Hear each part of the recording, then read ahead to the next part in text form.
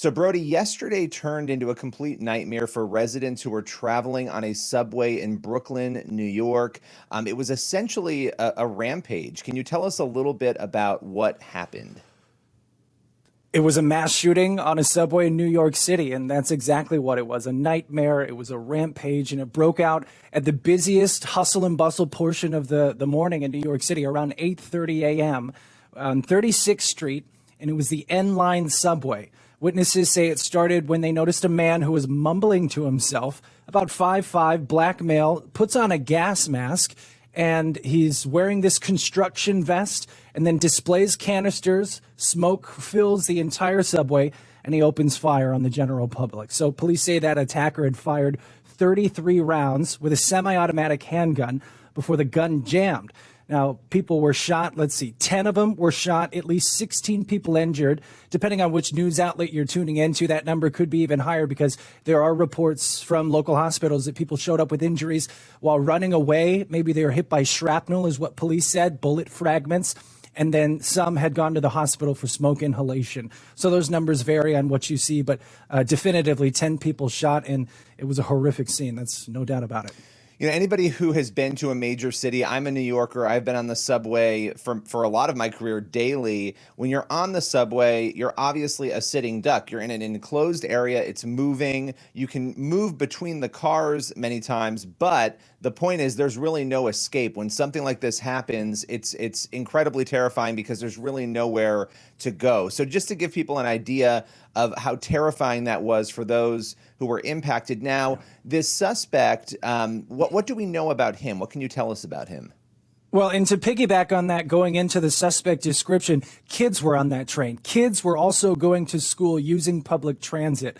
So this is just, it's not you and I as adults having to face the fears of this world. It's young children who are exposed to this violence. That's unbelievable. I actually tragic. hadn't even thought of that, Brody, that children were on this train, mothers, fathers, parents taking their kids to school. In New York City, a lot of kids, as you were saying, their transport is the train. And so they would have been going to school, doing their normal routine when this broke out. Most definitely. But here's what we do know about this suspect. That description goes towards 62-year-old Frank James. He's a man with two home addresses, one in Philadelphia and the other in Wisconsin. But investigators, they stressed that they weren't sure whether he's responsible for the shooting. They just wanted to talk to him after identifying this suspicious U-Haul van about 5 miles outside of where the shooting took place in Kings Highway in Gravesend. They wanted to talk to him because his name was sent out for this U-Haul. It's all connected to him. Keys to that van were actually found in the shooter's possessions that were left behind at the subway station where this mass shooting took place. They also say that Frank James is connected to a YouTube channel where he's ranted about New York policies, city law enforcement, the mayor, and also homelessness.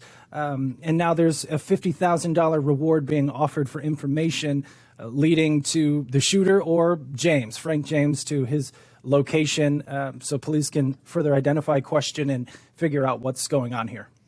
Yeah, one of the things that really stuck out yesterday during the press conference was the police commissioner saying that this was not currently being investigated as terrorism. And many people in New York, and I think across the world at this point, when an event like this happens in New York City or in another big city, the first question that comes to mind for many is this terrorism? Can you speak to that at all? Is that still where things stand? Are they not investigating it that way? It seemed like there were questions that maybe there was an openness to anything, but that, again, that was sort of the current standing. Yeah, putting our resources together yesterday morning in the morning meeting, trying to figure out what this was. That was the major question. We don't even know what this is, and neither does the city. So what you heard from that police commissioner, she did say that this was not being investigated as an act of terrorism at this time, but that was followed up by Governor Kathy Hochul of New York, who said that they were not ruling anything out, including terrorism. And I think just given the gravity of this situation, with limited details and a suspect that the police say might not even pulled the trigger, it's safe to say the city is on high alert during morning rush hours. And now pending the investigation with very little known about who pulled that trigger and for what reason. Yeah, Kathy Hochul, you would agree with that and what she had said, that they are not ruling anything out because very little is known and the police don't even know who did it. And the details are going to change. They're going to ebb. They're going to flow. They're going to find out more as they go here. Now, one of the things you mentioned, the gun potentially jamming, one of the biggest miracles to come out of this, and I don't know that I've seen this before. I'm sure it's happened and maybe I've missed it. But you had all of these people, these 10 people who were shot, multiple injuries, as you said, at least 16 people injured. And as it currently stands, there were no life-threatening injuries. That was something that was said at the press conference, and that has sort of persisted throughout that. That was an incredible development in the midst of all of this. What for you, I mean, you've covered a lot of stories. What was your reflection on that when you heard that detail in light of the numbers? Yeah, when you're talking about a mass shooting, you wonder how many people died, right? Every time. How many people were shot and killed? In this instance, the severity of those injuries, 5 individuals were in critical but stable condition. And I think miracle, as you had said, fulfills the vocabulary to describe what had taken place here. 33 rounds from a semi-automatic handgun in a confined space that you were kind of spelling out the details of what claustrophobia really feels like in the city. It's miraculous to see that potentially eyewitness reports that gun had jammed, given all the variables in seeing where this mass shooting did take place and that there was no loss of life. I think miracle is definitely the first word that comes to mind. Absolutely. I know there were other reports too that, and I don't know if this will be substantiated, that he had trouble getting into another door, trying to move through the train. And there was a video that seemed to maybe show that was going on. You mentioned the gun. There seemed to be a number of things that prevented this from being even worse, which it's bad enough. We're not downplaying how bad it is, but this fact that nobody died, I was just blown away by that in light of the mass shootings that I've covered and I've seen. What at this point is next in the investigation, just so people have an idea of what authorities are doing? You spoke to it a little bit, but just to kind of, put a bow on the conversation, where does it go next from here? For sure. Today, I mean, the commute has already taken place. It's still ongoing until the lunch hours. So people are being vigilant. They're keeping a watchful eye as they head back onto public transit.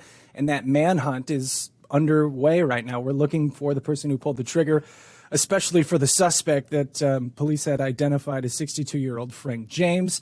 They're just trying to connect the dots here and get this under wraps as soon as possible because people are fearful. I mean, there's a new Gallup poll that shows that 80% of Americans are fearful to go out into public because of violence. Now, description on public, I'm not quite sure what that would be, but just to give my own input, I went to the movies over the weekend and I had a little unease as I was sitting there just because of mass shootings that have taken place at a movie theater. So people are frightened and fearful, and that's sad and unfortunate. And so we really do encourage our police department out there in New York City to do their job and do their investigation well. There's that $50,000 reward for information leading to the gunman. And there's also a tip line you can call if you know or see anything. Crime Stoppers, that would be 800-577-TIPS. Well, Brody, thank you so much. Really appreciate you joining me today. Billy, thank you very much.